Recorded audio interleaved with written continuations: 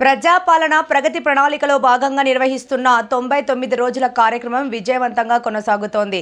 ఈ సందర్భంగా జనగామ మండలం చోడారం గ్రామంలో నిర్వహించిన గ్రామ సభలో జిల్లా కాంగ్రెస్ కమిటీ అధ్యక్షురాలు ధన్వంతి లక్ష్మీనారాయణ లకావత్ ముఖ్య అతిథిగా పాల్గొన్నారు. కార్యక్రమంలో భాగంగా గ్రామంలో మహిళా భవన్కు శంకుస్థాపన చేశారు. అనంతరం గ్రామ ప్రజలను ఉద్దేశించి మాట్లాడిన ఆమె ప్రజల సమస్యలను తెలుసుకొని వాటి పరిష్కారానికి ప్రభుత్వం కట్టుబడి ఉందని తెలిపారు. గ్రామ అభివృద్ధి కోసం అందరూ కలిసికట్టుగా పనిచేయాలని పిలుపునిచ్చారు.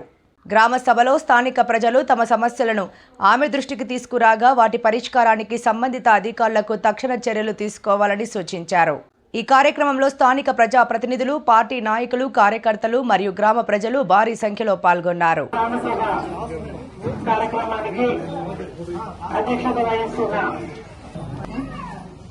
అలాగే ఉప సర్పంచ్ ప్రవీణ్ గారికి, అలాగే ఈ కార్యక్రమానికి చేసిన స్పెషల్ ఆఫీసర్ గారికి, పంచాయత్ సెక్రటరీ గారికి, వేదిక పైన ఉన్న గ్రామ అధ్యక్షులకు, అలాగే వార్డు మెంబర్లకు, సంబంధించిన శాఖ అధికారులకు, ఈ గ్రామ ప్రజలకు, అమ్మలకు, అక్కలకు, అమ్మలకు అందరికీ నా పేరు పేరు నా హృదయపూర్వక నమస్కారాలు తెలియజేస్తున్నాను. ఇది చాలా చక్కటి కార్యక్రమం. మన ముఖ్యమంత్రి గారు ప్రజాపాలనలో ప్రజలకు మేము ఇచ్చిన హామీలు కాకుండా వారి అవసరాలకు తగ్గట్టు ఏవైతే కార్యక్రమాలు చేస్తున్నామో అవన్నీ అందుతున్నాయా లేదా, లబ్ధిదారులు సంతోషంగా ఉన్నారా లేదా, మరి వారికి ఏ కష్టాలు ఉన్నాయి, ఏ ఇబ్బందులు ఉన్నాయి తెలుసుకోవాలని మరి ఈ కార్యక్రమాన్ని మన రాష్ట్రం మొత్తం తెలంగాణ రాష్ట్రంలో 99 రోజుల కార్యక్రమాన్ని చేపట్టడం జరిగింది. మరి పొద్దున్న నుంచి మీరు చూస్తున్నారు, అన్ని డిపార్ట్మెంట్స్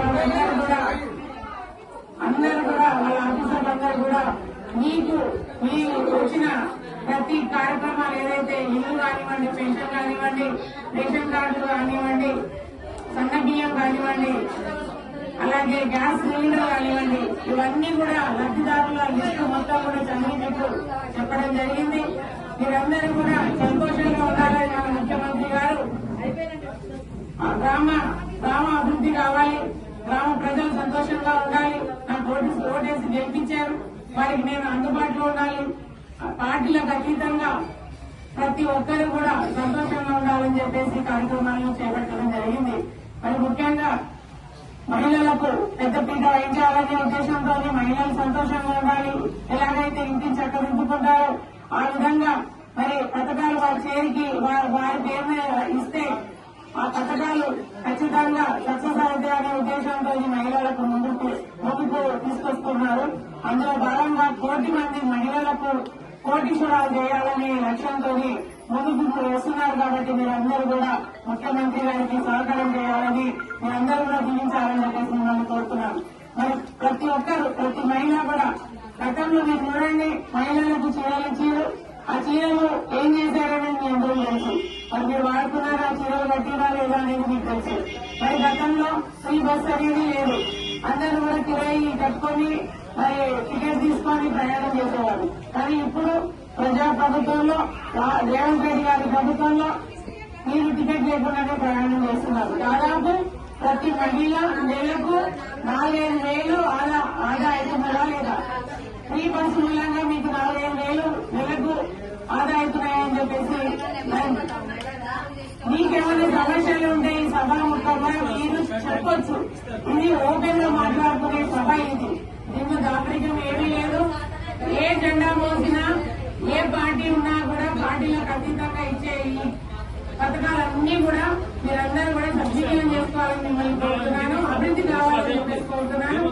ముఖ్యమంత్రి గారి లక్ష్యాన్ని సాధించుకొని మీరందరూ కూడా అభివృద్ధి అయ్యి ముందుకు సాగాలని చెప్పేసి అందుకు గ్రామ ప్రజలందరూ కూడా సహకరించి మరి ఈ గ్రామాన్ని డెవలప్ చేసుకోవాల్సిందిగా మిమ్మల్ని కోరుతున్నాను. మరి సర్పంచ్ గారు కూడా చాలా యాక్టివ్ గా ఉన్నారు, సేవాభావంతో ఉన్నారు. వారి ఇందాక మరి ఆడపిల్ల పుట్టగానే 5,000 ఇవ్వడం అనేది నిజంగా కూడా వారి మంచి ఉదయం. మరి వాటర్ ప్లాంట్ కూడా ఇందాక మనం అది కన్స్ట్రక్షన్ లో చూసినాము, వాటర్ ప్లాంట్ కూడా ఇస్తున్నారు. అలాగే ప్రైవేట్ బస్సులు రాకుండా ప్రైవేట్ బస్సు స్కూళ్లలో మరి పిల్లలకు ఫీజు కట్టి మీరందరూ ఇబ్బంది పడకుండా ప్రభుత్వ పాఠశాలల్లో పిల్లల్ని చదివించుకునే విధంగా అందరికీ కూడా అవగాహన కల్పించడం, అలాగే మద్యపాన నిషేధం కూడా వారు ఏదైతే చేపట్టారో సర్పంచ్ గారు కానివ్వండి, బ్లాక్ అధ్యక్షులు కానీ మీరందరూ కూడా ఏదైతే సహకరిస్తున్నారో మీకు వాళ్ళందరినీ అభినందిస్తున్నాను. అలాగే మరి మహిళా సంఘాలకు మహిళా సంఘాల వారు మీటింగ్ కండక్ట్ చేసుకోవడానికి బిల్డింగ్ లేదని చెప్పేసి ఆ బిల్డింగ్ కూడా ఇవాళ మరి మనం కొబ్బరికాయ పెట్టుకున్నాము, పూజ చేసుకున్నాము. మరి ఏదైతే మీరందరూ కూడా అభివృద్ధిలో భాగంగా మీరందరూ గ్రామ ప్రజలందరూ కూడా ముందుకొచ్చి సర్పంచ్ గారికి సహకరిస్తున్నందుకు సర్పంచ్ గారు కూడా మీ అన్ని కష్ట సుఖాల్లో పాల్పంచుకుంటూ ఎప్పటికప్పుడు మీకు అందుబాటులో ఉంటూ వారు చేస్తున్న సేవలకు వారికి అభినందనలు తెలియజేస్తున్నాను. మరి మీకు ఇంకా ఏమైనా సమస్యలు ఉంటే ఎవరికైనా పథకాలు ఏవి కూడా మీకు ఎవరికైనా రాని వాళ్ళు ఏమైనా ఉంటే సంబంధించిన అధికారులు ఇక్కడ ఉన్నారు, వారికి తెలియజేసి మీరు ఆ లిస్ట్ లో మీ పేర్లు ఒకవేళ రాకపోతే ఎందుకు రాలేదో తెలుసుకొని ఆ పేరు మీకు వచ్చే విధంగా మీరు వారితో మాట్లాడుకోవాల్సిందిగా కోరుతున్నాను. అలాగే సర్పంచ్ గారు కూడా ఎవరెవరికైతే లబ్ధిదారులకు పేర్లు ఏవైతే రాలేదో వారికి మీరు సహాయం చేయాలని ఈ సభాముఖంగా తెలియజేస్తున్నాను. ఇల్లు లేని వారంటూ ఉండొద్దు. లబ్ధిదారులు ఇంద్రమ్మ ఇల్లు అనేది ఆ ఇంద్రమ్మ బతుకున్న రోజు నా అక్క చెల్లెలందరూ సొంతింట్లో ఉండాలని ఇంద్రమ్మ ఇల్లును స్టార్ట్ చేయడం జరిగింది. కాంగ్రెస్ ప్రభుత్వంలో కాంగ్రెస్ పార్టీలో ఆనవాయితీ అలాగే కంటిన్యూ వస్తుంది. రాజశేఖర రెడ్డి గారు ముఖ్యమంత్రిగా ఉన్నప్పుడు ఇంద్రమ్మ ఇల్లు ఇచ్చారు. ఇప్పుడు మళ్ళీ రేవంత్ రెడ్డి గారు ముఖ్యమంత్రి వచ్చిన తర్వాత ప్రతి పేదవానికి ఇల్లు లేని వారికి ఇల్లు ఇవ్వడం జరుగుతుంది. అలాగే గతంలో రేషన్ కార్డ్స్ ఇవ్వలేదు, ఒక్క రేషన్ కార్డు కూడా 10 సంవత్సరాలు ఇవ్వలేదు.